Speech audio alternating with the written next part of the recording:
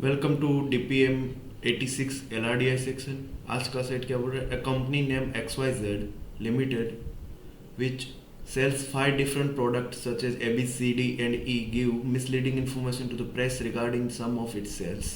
The company exaggerated the sales of its product D in the western region। मतलब western region जो है वहाँ D का जो सेल्स हुआ था एक्चुअल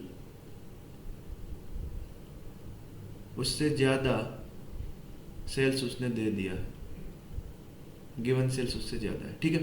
द कंपनी, हाँ ठीक, while stating sales of the other product in all the region accurately, ठीक है। बाकी सब जगह उसने सही डाटा दिया है, खाली वेस्टर्न रीजन में प्रोडक्ट डी का डाटा है वो बढ़ा के दे दिया है। हाँ, कंपनी करती है ऐसा। The above pie chart are given drawn by Sunil, a business journalist who is unaware of the above mentioned discrepancy. Another set of 4 similar pie chart not shown here representing the distribution of same quantities mentioned above are drawn by Anand, an employee of the company XYZ who is aware of all figures accurately and has drawn them accordingly। ठीक है, आनंद को पता है क्या उसने discrepancy किया है तो वो हटा के उसने नया पाई चार्ट बनाया है ना। सुनील को नहीं पता था तो उसने ये बनाया पुराना वाला जिसमें एग्जीग्रेटेड किया गया है प्रोडक्ट डी को, है ना। ठीक है, चलो क्वेश्चन क्या बोल रहा है? If it is not that XYZ limited exaggerated the value of sales product D in the western region by 25%, ठीक है। Then, considering the pie chart drawn by the Anand, what is the ratio of the total sales of product C and that of the product E? ठीक है, देखो product सी और product ई दोनों का total sales में कोई छेड़खानी तो किया ही नहीं है, तो दोनों का प्रोडक्ट का जो टोटल सेल्स है वो तो सेम ही रहेगा, है ना। ठीक है, तो मान लो कि ये पुराने में जितना प्रोडक्ट सी सेल्स हुआ था प्रोडक्ट ई भी उतना ही सेल्स हुआ होगा, है ना। मतलब प्रोडक्ट सी पुराने में जितना हुआ था उतना भी नया में भी उतना। आनंद और सुनील का दोनों का डाटा प्रोडक्ट सी और ई को लेके तो सेम ही होगा, ठीक है। तो यहाँ product C 25% of total distribution था, तो प्रोडक्ट सी का कितना होगा 25 और प्रोडक्ट ई का कितना था 30%, तो 25 और 30 का रेशियो क्या आएगा 5:C, है ना, option A. According to Sunil, what percent of the total sales in the northern region are the total sales of the product D in that region? तो नॉर्थ रीजन में प्रोडक्ट डी का total sales in north region are the sales of product D in that region according to Sunil. मतलब यही part pie chart से हमको देखना है, ठीक है। तो टोटल सेल्स मान लो कि हमारा, मान लो टोटल सेल्स हमारा था 1000, ठीक है। उसमें से डी का सेल्स कितना था 15%, ठीक है। मतलब कितना हुआ 150, ठीक है। अब ये टोटल सेल्स में से ये रहा region wise distribution of the total sales ऑफ XYZ। टोटल सेल्स में नॉर्थ रीजन में कितना सेल्स हुआ है 30%, मतलब 300, ठीक है। और नॉर्थ रीजन में डी का कितना सेल्स हुआ है ना, रीजन वाइज उसने बोल दिया ना। टोटल डी 150 है, उसमें से 10% तो नॉर्थ में गया है, मतलब नॉर्थ में डी कितना गया है 10%, तो मतलब कितना 15। अब उसने पूछा है total sales in north region are the sales of product D in that region. तो नॉर्थ रीजन में डी का कितना है 15 और टोटल सेल्स कितना है नॉर्थ में 300, तो यही परसेंटेज उसने पूछा है। 15 डिवाइड बाई 300 इंटू 100 कितना हुआ, ये 0 से 0 गया, 5 3 15, मतलब 5%। डन, ऑप्शन ए।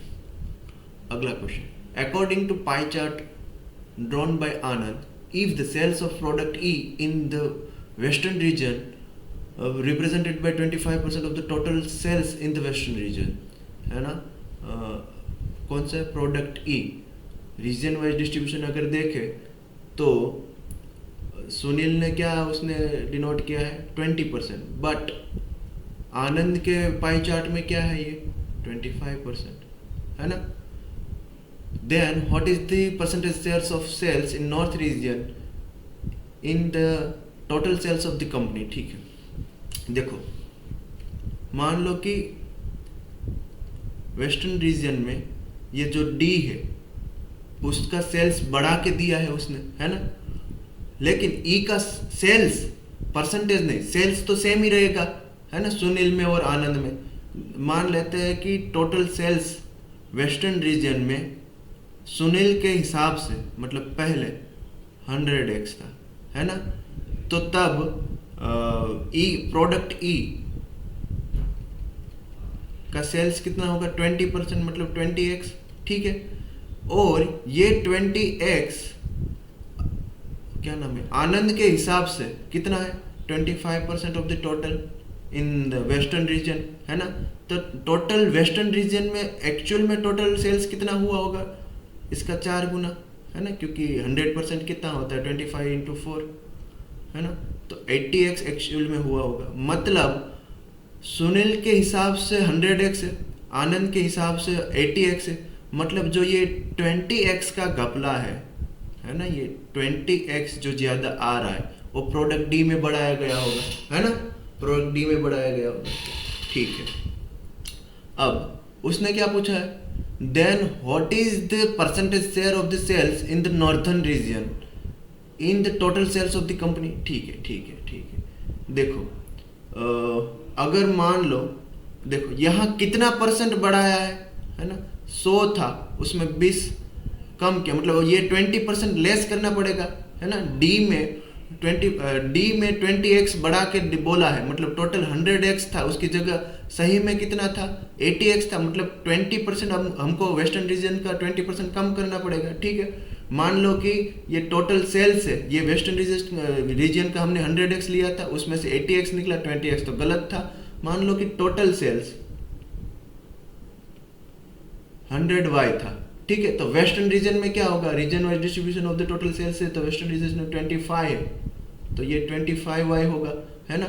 ये 25 तो गलत आंकड़ा है, क्योंकि 20% इसमें से कम करना पड़ेगा, है ना। 100x था, 80x किया, 20% कम किया, तो इसका अगर मैं 20% कम कर दूं, है ना, तो इसका 20% कम कर दिया, मान लो कि 0.8 × 0.8 मल्टीप्लाई किया, तो एक्चुअल मेरे को सेल्स मिल जाएगा,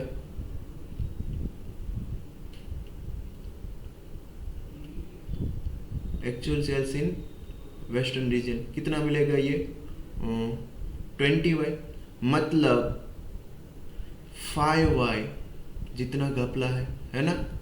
तो मतलब क्या हुआ, 100y में से 5y निकाल दो, टोटल सेल्स एक्चुअल में कितना है 95y है ना। और अगर 100y था तो नॉर्थ रीजन में कितना था, ये 30y था, 30y तो 30y ही रहेगा, क्योंकि वहाँ कुछ घपला है नहीं।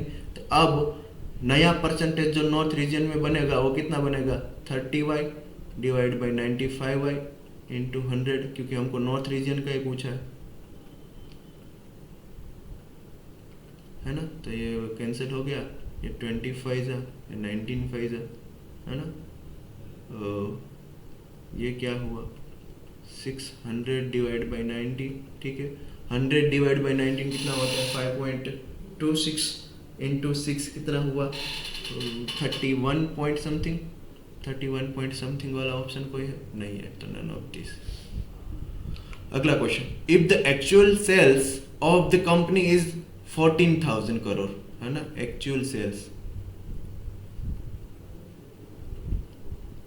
14,000 crore and the actual sales of the product B कितना है 1800 करोड़, है ना, 1800 crore. Then by how many times are the sales of D in the western region stated more than the actual, है ना, more than the actual। देखो अगर 1800 actual है ना, तो मतलब क्या हुआ, ये जो 12% है 12% है ना, वो 12% ऑफ बी है टोटल सेल्स डिस्ट्रीब्यूशन, वो 1800 होगा, ठीक है। अगर 12% 1800 है तो ये सुनील के हिसाब से 100% क्या होना चाहिए, 12% 1800 है तो 100% क्या होगा, गिनते हैं 1800 इंटू 100 डिवाइड बाई 12, ठीक है। ये कितना होता है 15,000, डन 15,000। क्योंकि यहाँ देखो ना 6 तिया 4 है ना, ये कितना होगा 25, 25 इंटू 6 150 और 2 जीरो, ये ठीक है 15,000 हो गया। लेकिन एक्चुअल में है कितना 14,000, इसका कितना आ रहा है 15,000 करोड़। मतलब ये जो 1,000 करोड़ का है वो डी में घपला हुआ है ना। हमको इतना पता चल गया कि 1,000 करोड़ का डी में एग्जैजरेशन किया गया है, सरप्लस अमाउंट उसमें डी में डाल के मीडिया को बोल दिया है कि 1,000 करोड़ ज़्यादा बोल दिया है ना मीडिया में, ठीक है। तो उस हिसाब से अगर 12% 1,800 है तो 15% कितना होगा, मतलब डी का प्रोडक्ट डी का कितना होगा, तो 1,800 इंटू 15 डिवाइड बाय 12 कितना है ये 4 3 जा 5 3 जा है ना। ये अगर इसको हम ऐसे कर दे तो 18 इंटू 25 इंटू 5 बनाइए तो ये क्या बना 125 इंटू 18, मतलब ये कितना बना 250 इंटू 9 है ना।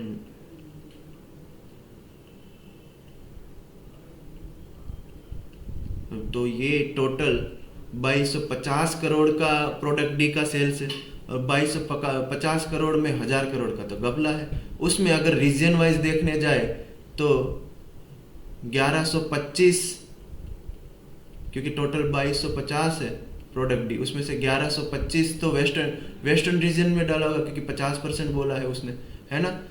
और वेस्टर्न रीजन में देखो 1125 उसने बोला है, उसमें 1,000 करोड़ का गपला है, मतलब एक्चुअल सेल्स कितना हुआ 125 एक्चुअल है ना।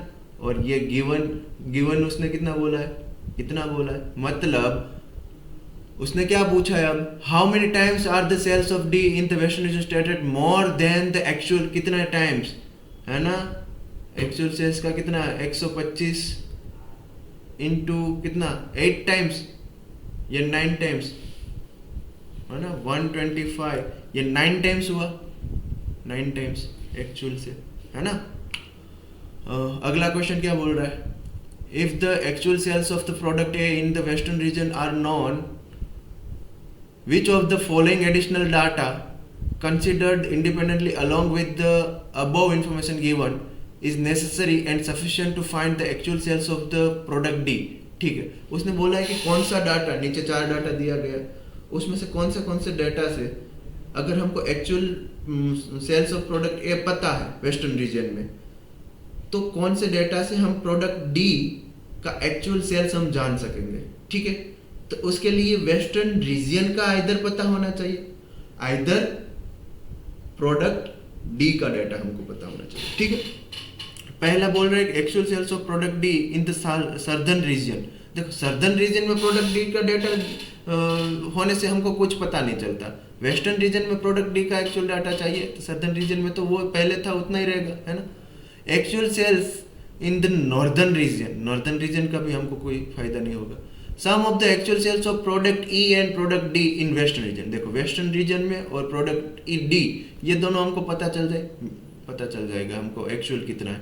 Difference between the actual total sales in the northern region and western region. देखो western region and northern region का भी पता चल जाए तो भी हमको पता चल जाएगा। ठीक है, तो ये वाला ऑप्शन कौन सा है, देखो पहले तो तीसरा, ये दोनों में आ नहीं रहा, तो ये 2 में से 1 होगा। पहला हमने एलिमिनेट कर दिया तो ये भी निकल गया, तो ऑप्शन डी ही हमारा आंसर है। ठीक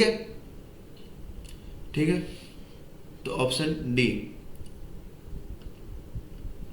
ये पहले क्वेश्चन में उसने क्या पूछा है कि by how many times are the sales of D in the western region stated more than the actual, है ना। एक्चुअल कितना है 125 और मोर देन बोला मतलब डेल्टा कितना हुआ 1000 का, है ना।